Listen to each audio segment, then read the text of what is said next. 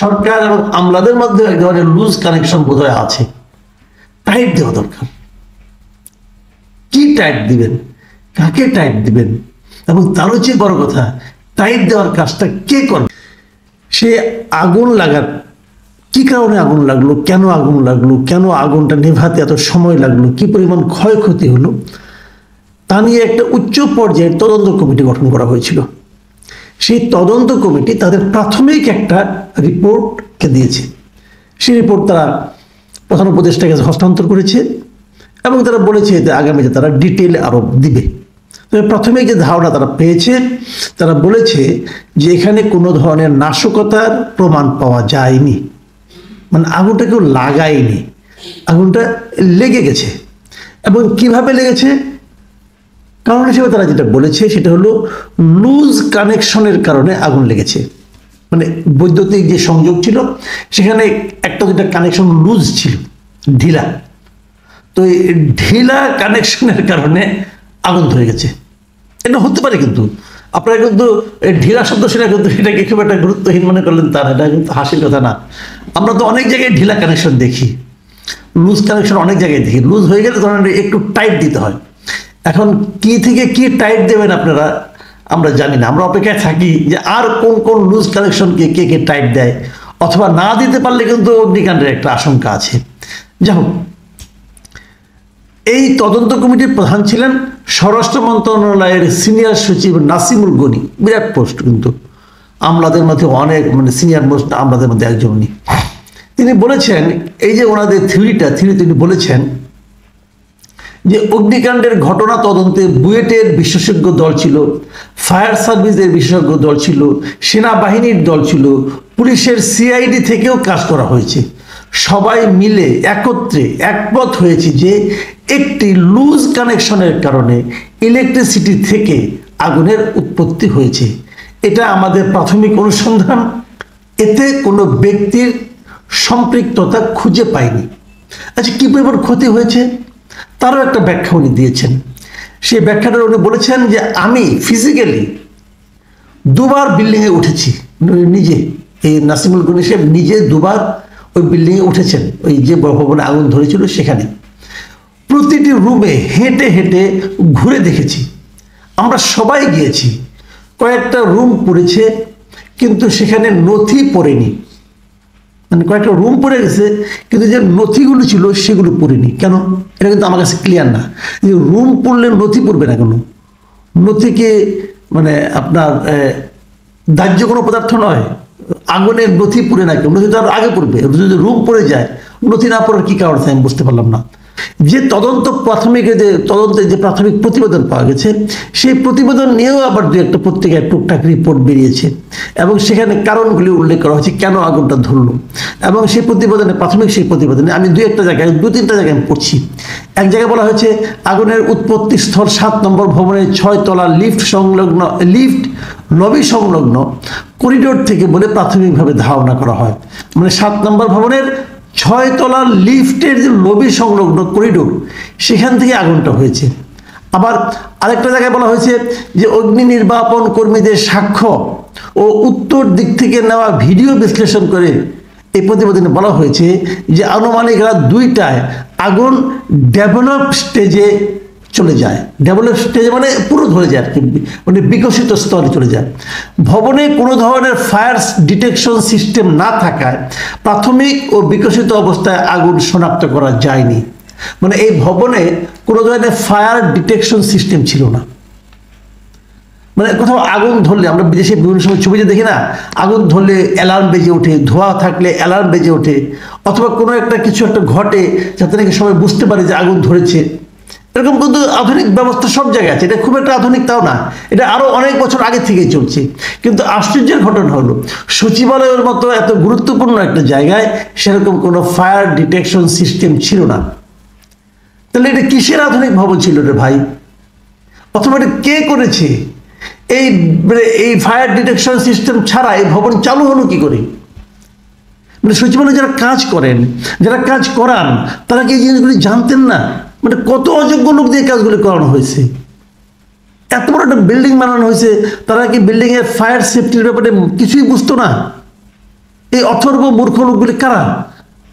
আমি তো মনে করি প্রথম কাজ হলো এই ভবন বানানোর সঙ্গে যারা জড়িত ছিল সবগুলিকে ধরে আনেন, সবগুলিকে ধরে আনেন, এনে তারপরে বিচার করেন যে তোরা এটা কি বিল্ডিং বানাইছস, যে বিল্ডিং কোনো ফায়ার ডিটেকশন সিস্টেম থাকে না।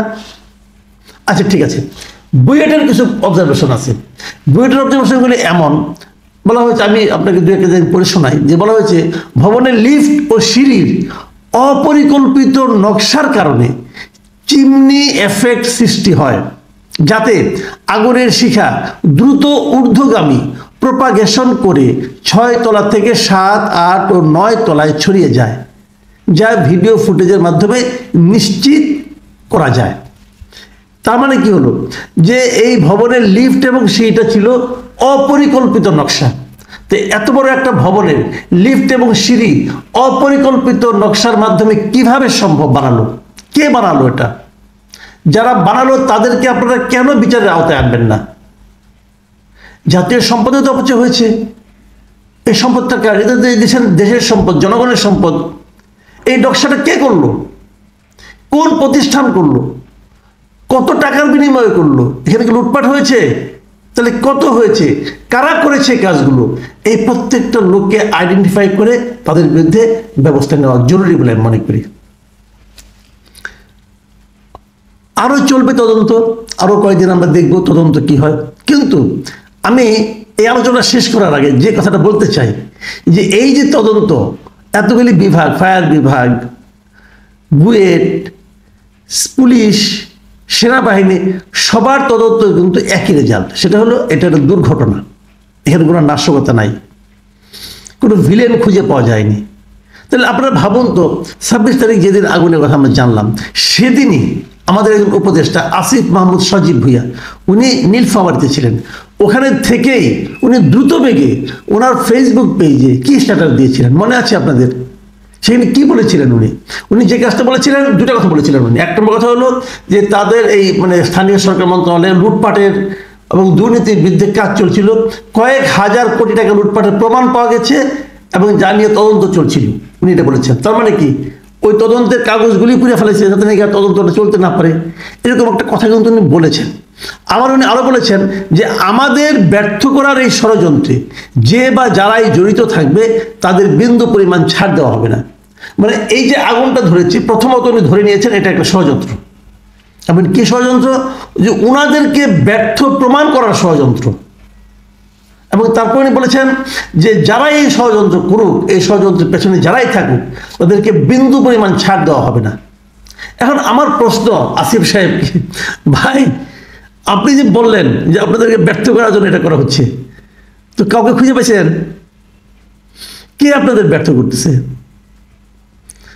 আপনি যে এই যে ব্যর্থতার কথা বলে যে একজন শত্রুকে খুঁজে বের করার চেষ্টা করছেন, অথবা একজন কল্পিত শত্রুর সন্ধানে থাকছেন আপনি সবসময়, এতে ভাই আপনার সময় নষ্ট হচ্ছে না? আপনার শ্রম যাচ্ছে না? এই সমস্ত অকাজে কেন সময় নষ্ট করেন? আপনার এক্সপার্টরা তো ইনকোয়ারি কমিটিতে বললো যে এখানে কোনো রকম নাশকতা ছিল না, তাহলে অ্যাক্সিডেন্ট হলো। তো অ্যাক্সিডেন্ট হয়েছে লুজ কানেকশনের জন্য, তাহলে আপনাদের মধ্যে ষড়যন্ত্র করতেছে লুজ কানেকশন। আপনাদের বিরুদ্ধে ষড়যন্ত্র করতেছে লুজ কানেকশন। আর আপনাদেরকে ব্যর্থ প্রমাণ করার জন্য ভাই বাইরের লোকের দরকার নাই, আপনারা নিজেরাই যথেষ্ট। শুনেন, বাংলাদেশের ইতিহাসে এত জনসমর্থন অন্য কোনো সরকার পায় নাই।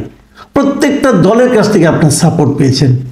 তারপরেও যদি আপনাদের কাজের ব্যর্থতার জন্য আপনারা একটা পরিকল্পনা, একটা অনেক ষড়যন্ত্র তত্ত্ব নিয়ে ঘোরাফেরা করেন, যার অস্তিত্ব নেই সেরকম একটা শত্রুর খুঁজে সময় ক্ষেপণ করেন, তাহলে আপনাদের ব্যর্থতার পরিমাণ আরো বাড়বে ভাই। কাজ করেন, কাজ করেন, কাজ করলে ব্যর্থতা থাকে না। আর যদি এখানে সারাক্ষণ ভিলেন খুঁজে বেড়ান, যে ভূতের সন্ধানে, আপনাদের কাঁধে তো অলরেডি অনেকগুলি ভূত সওয়ার হয়েছে, তাদের সন্ধানে থাকলে তো হবে না রে ভাই। দেখেন খালি আসিফ মাহমুদ সজীব ভুইয়াই না, ওই সময় আরো অনেকে কিন্তু বলেছে, যেমন সার্জিস আলম আরেকজন ছাত্র নেতা, তিনিও বলেছেন যে সচিবালয়ের আগুনের ঘটনা একটা ষড়যন্ত্র, পরিষ্কার কথা। এবং উনি আবার একটা এগিয়ে গেছেন, বলছেন আগুন শুধুমাত্র আমাদের দুই সহযোদ্ধা আসিফ মাহমুদ ও নাহিদ ইসলামের রুমে লাগানো হয়েছে, সেখানে কুকুরের মরদেহ প্রমাণ করে এটি ষড়যন্ত্র। উনিও ষড়যন্ত্র খুব সুন্দর ডিটেকটিভ উপন্যাস পড়ে একটা দাঁড় করাই দিলেন। আচ্ছা, পলিটিক্যাল লিডারদের অবস্থা দেখেন। বিএনপি নেতা রিজভী আহমেদ, রিজভী সাহেবের ষড়যন্ত্র পাইছেন। রিজভী আহমেদ বলছেন সচিবালয়ে আগুন গভীর ষড়যন্ত্রের অংশ, নিঃসন্দেহে একটা চক্রান্তের অংশ। তারপরে উনি দায়ী করছেন আওয়ামী লীগকে। ভালো। জাতীয় নাগরিক কমিটি তারাও বিবৃতি দিয়ে বলেছে এটা একটা ষড়যন্ত্র। তারা বলেছে যে সচিবালয়ের আগুনের ঘটনা পরিকল্পিত ষড়যন্ত্র। তো এখন এই যে ষড়যন্ত্র তত্ত্ব, কারোর উপর দায় চাপানোর চেষ্টা, এবং দায়টা তো মোটামুটি আওয়ামী লীগের উপরে চাপানো হয়েছে, যতটুকু আকার ইঙ্গিত তারা বলেছেন। এটা তো ভাই পুরনো একটা প্র্যাকটিস। এই প্র্যাকটিসে আপনারা কেন এখনো থাকছেন? যখন নিজে কিছু না পারতো আওয়ামী লীগ, বলে যেত এটা বিএনপি ষড়যন্ত্র, জামাতের ষড়যন্ত্র। এখন আপনারা খুঁজতেছেন আওয়ামী লীগের ষড়যন্ত্র, কিন্তু তদন্ত বলে কোনো কিছুই হয়নি। আবার এটাকেই মেনে নেওয়ার দরকার নাই, কিন্তু আমার কেন যেন মনে হয় যে এটা নিয়েও আপনি সন্দেহ পোষণ করতে পারেন। এই যে তদন্ত যারা করেছে তারা কারা? এখন তারা কি পেরেছে? তাদের তদন্ত কি আপ্লুত মার্ক হয়েছে? আবার তাদের যিনি প্রধান আছেন আমলারা, এখন আমলাদের দিকেও তো আবার কেউ কেউ কিন্তু ইঙ্গিত করছিল। তো এই সব মিলে যা হচ্ছে, আমার কাছে ওই শব্দটি গুরুত্বপূর্ণ মনে হয়, যে লুজ কানেকশন।